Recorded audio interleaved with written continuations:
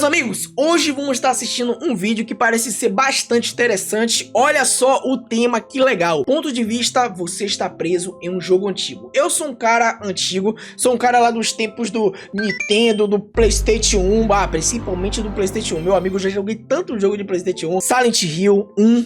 Eu estou falando do 1, que é o mais assustador da franquia, na minha opinião, tá? Crash 1, deixa eu ver o que mais, Mario, tantos jogos, cara. Meu Deus, eu sou antigo. Quem é antigo aí já comenta aqui embaixo. Qual jogo das antigas você... Qual jogo das antigas você já jogou? Muito, você amou. E ama até hoje. Não totalmente vivos, mas também não totalmente mortos. Você resolve ligar um videogame antigo, ou abrir um jogo que marcou sua infância no PC ou no console. Na sua memória, aquele mundo era gigantesco, vivo e cheio de segredos para descobrir. Mas depois de alguns minutos andando por ele hoje, algo parece profundamente errado. Você se vê andando por cenários gigantescos, mas completamente vazios. Não tem ninguém ali. É uma sensação estranha de isolamento, um verdadeiro mistério digital que muitos de nós compartilhamos. Cara, e é interessante porque na infância, por exemplo, eu tô falando de mim, na infância que eu jogava, sei lá, PlayStation 1, eu jogava os jogos e, obviamente, eu não tinha noção do que é espaço liminar, o que é solidão, aquela vibe, aquela ambientação, sabe? De terror, assim, onde aquele espaço é muito vazio, ou aquele mundo em si é vazio. E hoje em dia, a gente, depois de grande, por exemplo, eu, né? Porque vai que, sei lá, tem uma criança assistindo aqui, não vai saber. Mas você que é adulto, eu acho que eu tenho certeza que você vai se familiarizar pelo que eu tô dizendo. Você entrar em um jogo, como ele falou, né? A gente, depois de anos, entrar em um jogo, a gente tem aquela vibe, caramba, o jogo é assim, olha isso, olha essa ambientação, que coisa estranha. Cara, é nostálgico ao mesmo tempo estranho. O meu nome é 2Ls. E se você parar pra pensar, existem vários jogos nostálgicos que trazem esse sentimento de desabitação. Legos antigos, jogos clássicos do Batman, GTA ou até o icônico Bully. Lembra daquele jogo? Lembra do protagonista, aquele garoto careca, o Jimmy Hopkins? Pois é, o Jimmy só andava daquele jeito porque provavelmente não conhecia manual. Brincadeiras à parte, se você já passou da época do PS2 e já bateu na porta da fase adulta e começou a notar aquelas famosas entradas ou percebeu que os fios... meu pai, anúncio, calma lá, deixa eu dar aquela puladinha aqui. Há um tempo atrás eu fiz um vídeo falando das noites desabitadas nos desenhos, enquanto na maior parte do vídeo eu preguei e vocês até concordaram comigo sobre uma sensação boa de relaxamento e bem-estar, por que os jogos então não trazem a mesma sensação? Quer dizer, alguns trazem sim. Eu olho e quero voltar. Cara, o sentimento é muito bom, mas lá no fundinho vem algo que eu não consigo explicar. Um sentimento que conflita com minha saudade. Eu não sei vocês, mas a ambientação do PlayStation 1, cara, eu acho que é algo único. Aquele pixelizado é uma coisa muito diferente, cara. Eu acho que não é a mesma vibe dos jogos de hoje em dia. Você não tem a mesma sensação, sabe, de... Um terror assim, uma sensação que, cara, tô sendo vigiado, olha esse mundo, olha isso aqui, que solidão. Meu amigo, é diferente. Nunca soube nomear, mas eu posso tentar. Vamos ver se ele vai ir. A primeira razão é que jogos são obviamente diferentes de desenhos. Enquanto no desenho, por mais imersivo que seja, no fim você acaba sendo um espectador passivo na história daquele mundo, o que deixa o estranhamento muito menor. No jogo, você é ativo. Então, por mais que o episódio Fenda da Pedra do Bob Esponja você fique agoniado, mas no fim ver o próprio Bob Esponja resolvendo a situação por conta própria, o jogo depende unicamente de você. O Mario só resgata Peach se você jogar. O Sonic pega o Eggman se você fizer ele pegar. O Leon só salva Ashley se você conseguir. Percebe? Olha isso, meu amigo. De fato, né, velho? Resident Evil passa uma vibe muito sozinho, solidão. Qualquer momento você vai tomar um susto, algo vai te pegar. Esse Resident Evil 4 é um dos melhores, cara, na minha opinião, velho. A diferença é como se você fosse um ponto de ignição daquele mundo, e ele não é autossuficiente como os personagens de uma série animada. As cutscenes são mero espaço de respiro antes de você ser obrigado a decidir. Garry's Mod é um dos jogos que mais mexe com espaço liminar, cara. É sensacional, é sensacional. Se quer continuar. E se você não joga, a aventura não termina. Se você abandona, o personagem não conclui a missão. Se você experimentou jogar um jogo muito antigo hoje, é duas ou uma. Você vai sentir uma nostalgia e o sentimento de criança, ou vai cair no estranhamento. Um que eu analisei e que tem pelo menos 5 camadas. E se você curte esse tipo de análise mais profunda sobre mistérios e nostalgia dos games, já se inscreve aqui no canal para eu não perder os próximos vídeos. Será que a gente consegue chegar em 100k até o final do ano? Em nome de Jesus, irmão. se você me ajudar. Belíssimo trabalho. Mas falando da primeira camada, bora lá. Havia um acordo entre o jogador e o jogo. Como os gráficos não podiam entregar o realismo total, a nossa imaginação entrava em ação para criar o resto da atmosfera. O vazio não parecia vazio porque a nossa cabeça preenchia o espaço com possibilidades. E você jogando nem reparava. Parecia mais real que a vida real. Bem isso. Mas hoje, os gráficos low poly, as texturas esticadas e aquela névoa clássica que os consoles usavam para esconder o horizonte não transmitem mais realismo. Eles transmitem isolamento. Por exemplo, a gente tá tão acostumado agora com realismo que quando a gente entra em um jogo de PlayStation 1, né, com aqueles gráficos tipo assim, em primeira pessoa, a gente fica tipo, caraca, eu gostava mesmo desse jogo? É sério mesmo? Eu recentemente fui entrar em um jogo, Need for Speed, cara, eu acho que foi o primeiro Need for Speed, ou foi o segundo, não lembro, mas eu acho que de Play 2. Cara, meu amigo, eu senti uma estranheza assim, caraca, nossa, esse jogo é feinho, né? Como é que eu gostava antigamente, cara? Eu tentei puxar aquele gosto meu quando eu era adolescente pra um gosto adulto. Tipo, é diferente, cara. Não você é a mesma nem coisa. parava pra reparar que às vezes as casas eram só uma parede pintada com textura. Os prédios assim, todo pixelizado, um negócio estranho, o carro pixelizado. Cara, é muito estranho, é muito estranho. O horizonte nem existia de verdade. Era só uma imagem em perspectiva ou área sem colisão. Estranho. Mas com os olhos atuais, fica diferente. É bizarro notar como casas, portas comerciais ou janelas de prédios antigos não têm profundidade nenhuma. É literalmente uma foto achatada e borrada de uma porta colada numa parede de concreto digital. E era o máximo. Se você se aproxima, percebe que a maçaneta... Era o máximo. Nossa, a gente jogava e nossa, a gente se divertia muito e nem ligava, até porque a gente também não tinha conhecimento de algo muito melhor lá na frente, né? Mas, cara, é estranho, mano, é estranho. É plana. É muito estranho. Na época, você aceitava que aquela porta pertencia a uma casa onde alguém morava. Hoje, você percebe que atrás daquela textura não existe um interior, não existe um cômodo, só existe um nada. É um cenário de papelão. Você criança podia imaginar as possibilidades, mas você vê hoje, não tem ninguém ali. É uma experiência liminal. Mas por quê? Por que diabos o que antes era sinônimo de deslumbramento e tecnologia de ponta, hoje se transformou em um cenário fantasma que isola o jogador? Porque hoje a gente tem as tecnologias mais avançadas, né? Então a gente tem noção do que é bem melhor e o que é antigo, né? Bom, mas pô, tem um jogo que eu gostava muito, eu acho que é Drive. Se não for Drive, eu vou botar na tela aí pra vocês verem. Cara, era um jogo tipo GTA, pegada GTA. Como naquela época não tinha GTA, né? Esse jogo é de Play 1. E, cara, era um jogo assim muito legal, que você tinha que fugir da polícia com um carro. Se você ver, eu amava esse jogo, amava ficar pela cidade com um carro, aí pegava o carro dos outros, era tipo um GTA, roubava o carro, e aí ficava pela cidade perambulando. O jogo é tudo pixelizado, meus amigos. Eu vou botar as imagens aí pra vocês verem. Se eu não me engano, o nome do jogo é Driver. Mas, cara, era muito legal, eu me divertia muito. Hoje em dia eu entrar... dá, sim, uma sensação de estranheza. Os óbvios avanços da tecnologia, se você não tem parâmetro para comparar, tudo parece incrível. Os jogos novos nos fizeram perceber as óbvias limitações. Exatamente. Também tem outro fator. O mundo é falso. Um jogo nada óbvio, né? Mais é que um monte de gambiarras e teatros que a gente ama cair. Uma porta não abre de verdade num jogo. São apenas gráficos se movendo com um som externo. Linhas de códigos que nos iludem e faz parecer que a porta abriu. Nos jogos modernos, você quase acredita mesmo. O mundo tenta simular um ecossistema inteiro e o realismo é tão incrível que você acredita realmente que aquilo é uma porta que abriu. E na maioria das vezes, pelo menos agora, ela pode abrir mesmo. Porém, em títulos antigos, a ilusão cai por terra muito rápido. Você começa a perceber que tudo ali é uma imensa peça de teatro. Eu sou muito fã de espaços liminares, meus amigos, seja em jogos, seja em imagem, vídeo, eu amo. Feito na IA, não importa. Eu amo espaço liminar, cara. Me dá uma sensação muito boa de relaxamento, de estranheza, de medo. É muito bom. E que o cenário é de plástico. Pense em um jogo como Lego Marvel Super Heroes 1. A Manhattan no jogo é linda e divertida enquanto você está focado nas missões. Mas se você parar e olhar ao redor com calma, a magia evapora. Percebe? Quando jovem e entusiasmado com o jogo, você nem repara nisso. Você não é analítico. Mas já crescido, aquelas cordilheiras imensas ao fundo, ou aquela linha de prédios que parecia estender a cidade até o infinito, são como um pano de fundo do teatro. Muitas vezes, se você usar um glitch ou um mod de câmera pra voar até lá, descobre que aquela montanha gigantesca é apenas uma folha de papel flutuando no vazio. Uma imagem bidimensional que gira de acordo com seu olhar para fingir perspectiva. E quando você chega nos limites do mapa, tudo some.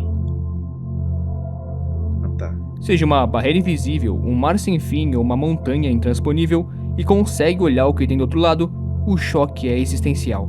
Não tem chão, não tem céu, não tem nem física. É um abismo cinza ou preto onde o mapa do jogo simplesmente flutua no vazio absoluto. É algo que você não pode olhar demais, senão tudo se desmancha. E tem a pior parte: os habitantes.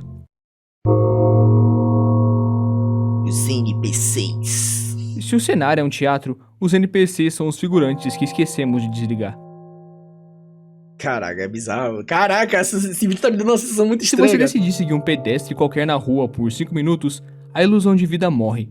Eles andam sem rumo, sem destino. Mesmo? Olha isso, cara. Tipo, os bonequinhos ali, ó, olhando pro personagem principal, tipo... Ali, ó, infinitamente, cara. É muito estranho, cara. Doideira. Sem nunca se cansar ou parar pra descansar. Nunca tive essa percepção como eu tô tendo agora. Repetem as mesmas 3 linhas de diálogo em um loop eterno. Que loucura. São como cascas vazias. O nosso cérebro é programado para buscar padrões humanos, para encontrar humanidade em tudo. Mas esses NPCs não têm inteligência, não têm rotina, não têm reação real ao mundo. Claro, alguns jogos são tão fenomenais que os NPCs parecem vivos. E não só os novos, os antigos também. Mas e quando não é esse o caso? A primeira vez que percebi isso quando criança foi jogando o Lego Marvel. Lá eu segui os NPCs para ver se eles tinham casa ou sei lá, objetivo. Mas não. Eles andam infinitamente. Sem rumo, sem objetivo. Eles não têm casa, não têm família, não têm pra onde ir. Eles foram gerados na memória RAM do console a 2 quarteirões de distância de você e vão simplesmente evaporar assim que você virar a câmera pro outro lado. Sempre desconectados da realidade. Não importa se tem uma coisa grave acontecendo na trama, eles continuam padronizados. Essa desconexão brutal com a realidade do próprio jogo faz com que eles pareçam alucinados ou lobotomizados. Eles estão ali fisicamente, mas a mente deles sequer pertence àquele universo. Para nós que sempre buscamos reconhecer outros humanos, mesmo que feitos só de polígonos, ver aqueles seres sem expressão ou intenção em movimento, te atropelando como se fosse uma parede, ou simplesmente desaparecendo quando fica muito longe de você... É porque também a gente se acostumou muito com jogos online. Jogos online, meus amigos, a gente sempre vê alguém online ali, seja Roblox, seja LoL, seja qualquer outro jogo online, você tá vendo as pessoas ali. Aí quando você entra em um jogo onde não tem pessoas nenhuma, dá aquele sentimento de solidão, tipo, poxa, eu tô sozinho nesse mundo aqui, cara, com esses NPCs me olhando, às vezes conversando. É louco. Eu senti que são marionetes presas. E sabe onde isso fica mais bizarro, na minha opinião? Em jogos online. Especialmente porque esperamos encontrar pessoas. Exatamente. E os NPCs programados de um jogo online ficam lá depois que todos sumiram. Exatamente. E falando nisso... A gente tá acostumado já, cara.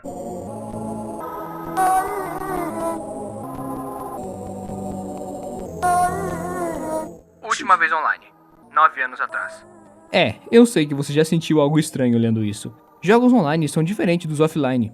Não foi isso que eu quis dizer. Mundos abertos focados no multiplayer são desenhados de forma diferente de um jogo comum.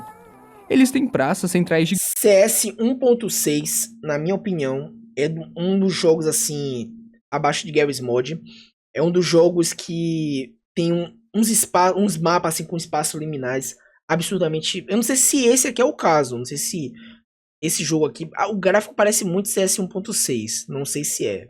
Ele vai provavelmente falar ou mostrar, não sei. Mas CS 1.6, meus amigos, se você entrar em certos mapas, dá aquela sensação de, poxa, espaço liminar absurdo. Tem um mapa da neve mesmo, que tem umas cavernas. Caraca, meu irmão, tem uns sons ambientes assim que você fica tremendo na base jogando sozinho. Se você não botar bot e só explorar o mapa... Rapaz, eu já fiz um vídeo. Eu vou até deixar aqui pra vocês o card, se vocês quiserem ver, né? Os mapas mais assustadores do CS 1.6. Se vocês quiserem assistir, o link também vai estar aí na descrição. Caso quiser assistir, eu postei lá no meu outro canal chamado Metálico. Então, é um vídeo sensacional, tá, pessoal? Eu recomendo muito vocês assistirem. Eu peguei alguns mapas, assim, bem legais. E comecei a explorar, né? Dando aquelas olhadas no espaço liminar. Então, é muito interessante. Gigantescas, arenas de batalhas, vilas de comércio, estradas largas, lobbies imensos, casas, quartos... Cada centímetro daquele mapa foi projetado geometricamente com um único... Cara, que som bizarro é esse, propósito, suportar a aglomeração humana. Então, na teoria, você deveria ver outros jogadores aqui e ali passeando pelo mundo. Porém, nós sabemos o destino de jogos online que ainda existem, mas não tem ninguém online. Vira um cemitério virtual. O resultado? Mundos gigantescos, desabitados. Jogos, puzzles, tarefas e pontos sem ninguém pra usar. Espaços que perderam sua função e você se sente explorando uma cidade fantasma, às vezes com a impressão de que você é o primeiro habitante em muito e muito tempo. Se a presença de NPCs artificiais incomoda, remover totalmente os habitantes transforma o jogo em uma experiência quase pós-apocalíptica. Sem o barulho e o movimento dos pedestres, seus olhos e ouvidos são forçados a encarar o silêncio. E o silêncio em um jogo antigo é sufocante porque ele é puro demais. E no mundo real, o silêncio, entre aspas, tem o som do vento nas folhas, de um carro distante ou de alguém falando no fundo. No videogame antigo, o silêncio significa a ausência total de ruídos, de dados de áudio. É nesse cenário deserto que aquela música ambiente alegre, feita para te empolgar na infância, passa a soar irônica, distante e levemente assustadora. O mundo se transforma em uma maquete gigante e fantasma onde você foi completamente abandonado. Esse tema de jogos online abandonados, na verdade, renderia um vídeo inteiro sobre o assunto. O que vocês acham? Gostaram da ideia? Interessante. Comenta aí, quem sabe eu não faço. É interessante. E essa angústia atinge o ápice quando o jogo está 100% completo. Você pegou todos os colecionáveis, liberou todos os personagens, assistiu os créditos, fez todas as missões e o propósito daquele universo morreu. Muitas vezes nós rejogamos esses títulos antigos na esperança inocente de que algo novo apareça, especialmente quando sabemos que a história continua em uma sequência direta que nós não temos em mãos. É o desejo de esticar o tempo. Por exemplo, Yuminiki, um dos jogos que eu mais sou apaixonado, inclusive é um grande repertório para as músicas desse canal. Esse jogo lançado há mais de 20 anos, não tem mais nada quando você termina. Não tem mais nada. Não tem nem continuação. Um jogo 2D, criado até no RPG Maker. Tipo, eu já tentei até criar jogos no RPG Maker. Cara, tem jogos que é muito bom. Por exemplo, a Oni, acho que é a Oni. Esse aí nunca joguei, mas parece ser muito interessante de jogar. Quem sabe eu jogue. Você joga e rejoga tanto que conhece aquele mundo de cabo a rabo. Mas não há mais nada de novo. Os personagens vão sempre fazer as mesmas coisas. Os acontecimentos terminar do mesmo jeito. E o final nunca vai mudar. Sim, torna... Rejogar na esperança de que algo mude é um reflexo do nosso cérebro tentando negar o fim de um ciclo. Queremos que o jogo que tanto amamos quebre as próprias regras e nos dê um vislumbre do que veio depois. Uma linha de diálogo inédita, um glitch que mude a história, um segredo que só a gente descobriu. Mas o jogo é impecável. Ele te ignora. Nada do que você fizer ali vai mudar o destino daquele jogo. É como uma cápsula do tempo congelada. É você, sozinho, contra um código que já morreu. É porque as coisas evoluem, né? Vai evoluindo com o tempo. E no fim das contas, essa sensação não é um defeito do jogo, e nem uma loucura da sua cabeça. É caminhar pelos restos de uma civilização virtual que fez parte da nossa vida, da nossa infância, mas que foi deixada para trás pelo avanço implacável da tecnologia. Fazendo isso, eles deixam de ser apenas softwares de entretenimento e acabam se tornando monumentos à nossa própria passagem do tempo. Um lugar onde a solidão e a nostalgia se abraçam, nos lembrando que, por mais que a gente tente voltar, aquele passado agora só existe na nossa memória. É como passear em um... E antes de fechar essa história... Um lugar antigo, né? Sei lá, um parque antigo, se passeia assim, aí se diz, pô, velho, antigamente as pessoas brincavam nesse parque, e hoje é só, sabe, escuridão, em ferrugem, plantas, tipo, não tem mais pessoas ali pra se divertir. De hoje, fica o lembrete. Cuida do seu... Eu não sou calvo não, cara. Eu não sou... Cara, que vídeo sensacional desse canal, velho. 2 zeros. Meu amigo, ou 2 zeros, né? Não sei como é que se pronuncia, mas vou falar 2 zeros. Sensacional, cara. Muito bom esse tipo de vídeo, eu gosto bastante. Eu trouxe até no vídeo passado um vídeo sobre quando o mundo não parece real. Se vocês quiserem dar uma olhadinha, vai estar aparecendo o card aí em cima. Não sei se é desse lado, provavelmente aí no canto direito aí de algum lugar aqui, não sei se é pra cá ou pra cá. Enfim, vai estar aparecendo aí uma barrinha. E aí vocês assistem porque é muito interessante, é nessa pegada aqui mesmo.